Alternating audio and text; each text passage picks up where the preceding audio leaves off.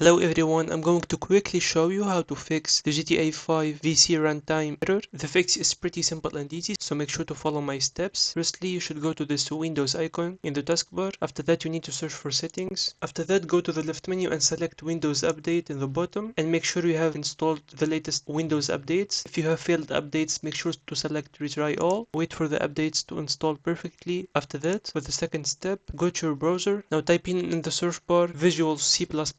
After that, select this first link that belongs to Microsoft. Scroll down, select latest supported, this hyperlink. After that, select one of these hyperlinks based on your system. If you have 32 bits, select this hyperlink. If you have 64, select this one. This will start downloading. After that, select it, open it. Now, you just need to follow up with this process. Check this box and select install. Wait for the installation to finish. And that's it. Now the setup is successful. So for the last step, you need to select restart, or you can just go to the Windows icon and restart your computer from that. And your issue should be fixed. If you find it helpful, make sure to like and subscribe, and see you on the next one.